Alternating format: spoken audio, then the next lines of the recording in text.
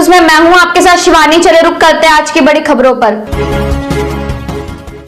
कोई करता है खबरों से आगे रहने का वादा, कोई करता है तेज रफ्तार का दावा, फिर भी क्यों दब जाती है सही खबर? ना वादा ना दावा। हरियाणा जैसे कि लगातार सभी पंचायतों में जाके विकास कार्य देख रहा हूं। नीलोटी में आ चुका हूं, जानने की कोशिश करेंगे यहाँ के जितने भी सरपंच के प्रत्याशी हैं, जनता है, सभी से करके बात करते हैं। संदीप नीलोटी जी से बात करेंगे। आप चुनाव क्यों लड़ना चाहते हैं?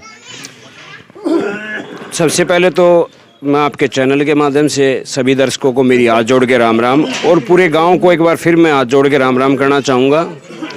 ग्रामीण क्षेत्र में कुछ मुद्दे ऐसे होते हैं जिन पर विशेष ध्यान नहीं दिया जाता, क्योंकि आमतौर पर जो भी सरपंच गांव में चुने जाते हैं या उन जिनका भी मतलब रुझान होता है, वो एक ही चीज़ सोचते हैं कि भी गलियाँ पक्की करवानी हैं, नालियाँ ठीक करवानी हैं। खाली सीमित विकास यहीं तक होता है उनका। लाइटें लगानी है, खंभों पे लाइटें वगैरह लगवानी है, इस तरह का विकास जो है वो सीमित तौर पर होता है।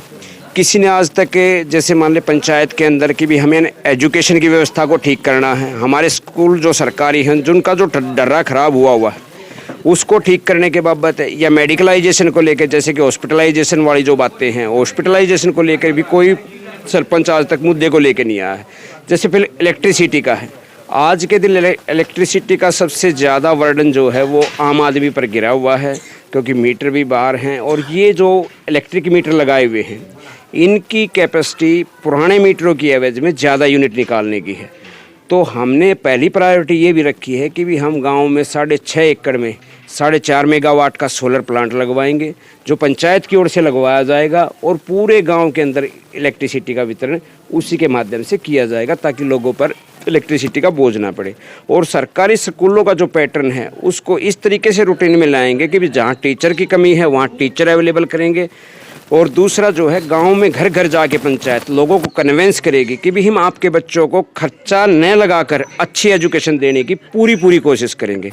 तीसरा, जैसे गंदे पानी की निकासी की व्यवस्था पूरे गांव के अंदर कहीं भी प्रॉपर तरीके से नहीं पाई जाती। हम प्रॉपर नालियों का विकास करा के गंदे पानी के पैनल बनवाएंगे, जो वाटर ट्रीटमेंट प्लांट के रूप में निर्धारित किए जाएंगे। वाटर ट्रीटमेंट प्लांट के अंदर जब पानी जाएगा तो वहाँ से उस पानी को हम सिंचाई के लिए खेतों में भेजेंगे, जिससे किसान को जो है बगैर पैसा लगाए फ्री में खेत के अंदर पानी चलाने के लिए मिल जाएगा। तीसरा हमारा ये है कि हम ऐसी व्यवस्था लाना चाहते हैं कि जो हमारा मेन रोड है या गांव के अंदर जो गलियों के साथ में लगते हुए फुटपाथ जो बना देते हैं, उनके ऊपर गमले रखवाने पौधों के अच्छे फूलदार, और पूरे के पूरे गांव का जो रोड है मेन रोड, उसके दोनों साइड में अच्छे फुलवाड़ी तैयार की जाएगी। और जो गांव के चारों तरफ पंचायती ज़मीन जो टुकड़ों में है उनके अंदर पौधारोपण कराया जाएगा। हमारी पंचायत की पहली प्रायोरिटी रहेगी कि भी हम कम से कम भी 2 लाख पौधों का पौधारोपण जो है वो गांव के अंदर कराएं। और बुजुर्गों के मान सम्मान का बिल्कुल विशेष ध्यान रखा जाएगा। किसी भी बुजुर्ग के मान सम्मान को अगर ठेस पहुंचती है तो हम सोचेंगे वो पंचायत के मान सम्मान को ठेस पहुंची है। तो कुछ मुद्दे और भी हैं जिनके विषय, खेल का मैदान वगैरह, देखो जी, हमने प्रायोरिटी पर ले रखा है पहले से ही ऑलरेडी कि जो स्पोर्ट्स का जो इवेंट है, आजकल क्या होता है कि एक स्टेडियम बना दिया और स्टेडियम के अंदर कोई भी ऐसा मेंटेनर नहीं होता, यानी कि कोच वगैरह की सुविधा नहीं दी जाती। हम उस प्रोग्राम को नर्सरी वाइज लेंगे, जैसे कबड्डी की नर्सरी अलग बनवाएंगे, कुश्ती की नर्सरी अलग बनवाएंगे। जिन स्पोर्ट्स में बच्चों की रुचि है उन्हीं में हम जो है पौध के रूप में बच्चे तैयार करेंगे। जैसे 5 साल 4 साल के जो छोटे बच्चे हैं वहाँ से हम स्टार्टअप लेंगे और उसके बाद जो है बड़े रूप में उसको विकसित कराएंगे।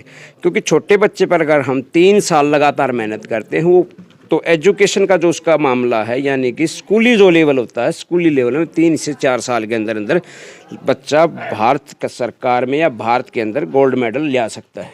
और हम चाहते हैं कि मेरे गाँव के कम से कम, मैं ये मान के चलूँगा कि दूसरी प्रायोरिटी ये रहेगी सर कि जितनी भी माताएं बहनें हैं, जिनका मतलब बुजुर्ग हैं या माता बहनें हैं जिनकी उम्र 60 साल के करीब पहुंच जाती है या 60 साल हो जाती है, या कोई माता बहन हमारी विडो है या विधवा हो जाती है, तो उनको पेंशन के लिए झज्जर बहादुर के चक्कर लगाने पड़ते हैं। हमारी पंचायत आने के बाद ऐसा कोई प्रोविज़न नहीं होगा। बाकायदा पंचायत भवन में आएंगे, उनके डॉक्यूमेंटेशन वहीं पर जमा होंगे, उनकी पंचायत की जो भी कार्रवाई होगी वो पूरी रूपरेखा वहीं से तैयार होकर उनको वापस घर भेज दिया जाएगा। उनकी पंचायत उनकी पेंशन के लिए पूरी कार्रवाई कराएगी।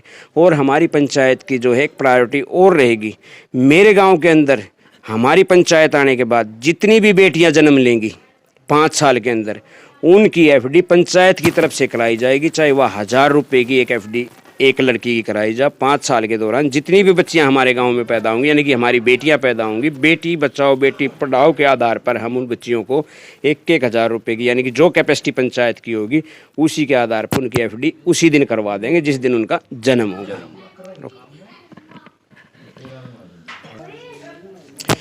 और इसके अलावा हमने जो है पानी को घर घर पहुंचाने की मुहिम पहले से ही चालू की हुई है। करीब 2.5-3 साल से जो हमारा युवा संगठन है या दादाओं ताऊ जो हमारे साथ लगे हुए हैं, उनके संघर्ष से जो है 2.5 साल से हमारी जो अनरजिस्टर्ड संस्था है वो पानी लाइन के द्वारा घर घर मीठा पानी प्याऊ के लिए पहुंचाने के लिए कार्यरत है।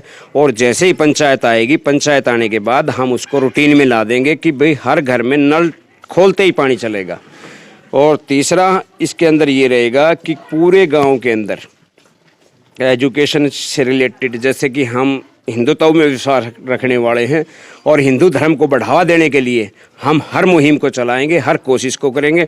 और हमारी जो लाइब्रेरी होगी, लाइब्रेरी के अंदर महापुराण जैसे काव्य रखे हुए होंगे जिनको पढ़ने से बच्चों के अंदर जागरूकता, इच्छा शक्ति और कार्य करने की कर्मठता आएगी। इन्हीं तथ्यों के आधार पर हम आगे विकास करते रहेंगे। हर महीने हम एक हवन का आयोजन भी गांव के अंदर कराया करेंगे, जिसके अंदर गोष्ठी रख के कि भी हमें किस विषय पर काम करना है। जैसे आचार विचार लोगों से मिलेंगे या गांव जैसे सुझाव देगा, उन सुझाव को लेकर आगे की रूपरेखा तैयार की जाएगी। इसी के साथ मैं आपका ज़्यादा समय न लेते हुए आप सभी को एक बार फिर मेरी राम राम। क्या क्या समस्या है इस पंचायत में और संदीप जी का समर्थन क्यों करते हैं आप लोग?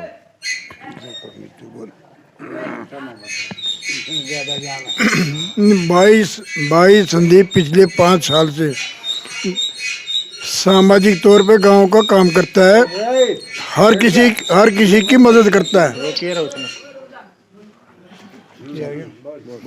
हर सभी की मदद करता है भाई संदीप। हर सभी के काम को तो वो ब्लॉक का काम हो, पंचायत में सरकारी काम हो या गांव का अपने सामाजिक काम हो, सभी के काम में अपना सहयोग देता है हर किसी को। हाँ जी, पहली बात है ये संदीप भाई इस गांव की समस्या से काफ़ी वाकिफ है और इसके बनने से गांव को ये फायदा होगा कि ज़्यादा से ज़्यादा काम होंगे। और ये ईमानदार भी है, पढ़ा लिखा भी है और काम करने वाला भी है, पहले भी काम किए हैं और हम ज़्यादा उम्मीद करते हैं।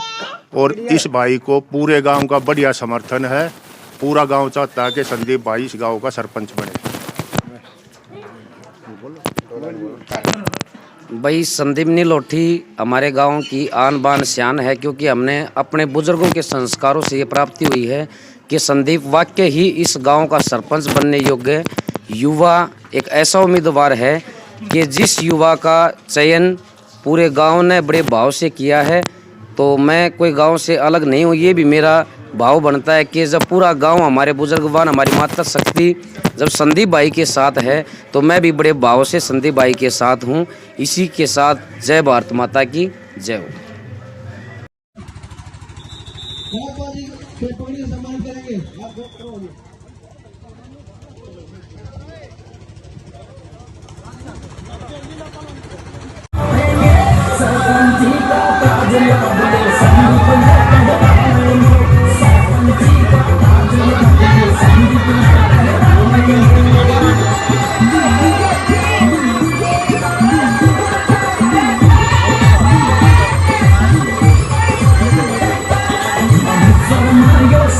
उमर का नहीं प्यार सरदार के मोट गिरी नगरिया कुछ भी जाना से सारे गांव का संदीप भाई विकास तुम्हें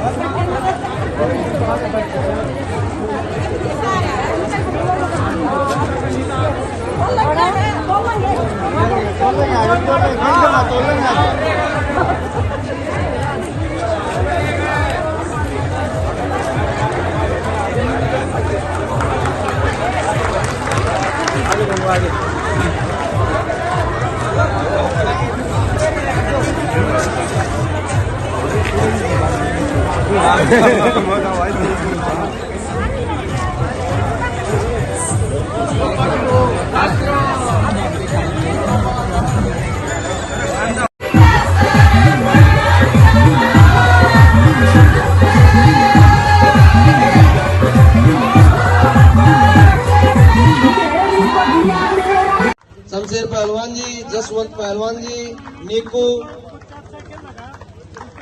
दोनों टीमों को आशीर्वाद देते हुए लकड़िया वासी जसोर फेड़ी नंदलाल स्टेडियम दर्शकों के बीच में ये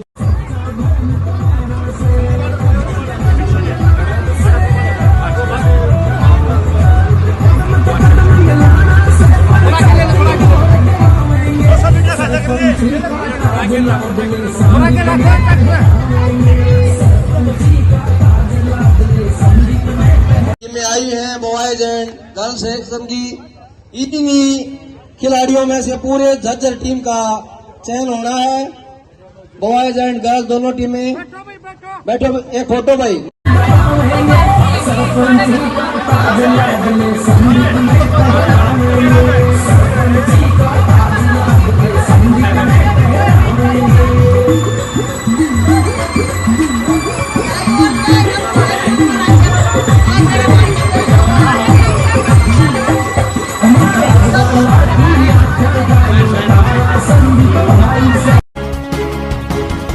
मेरे साथ बस इतना ही। बाकी की तमाम खबरों के लिए देखते रहिए यू न्यूज़।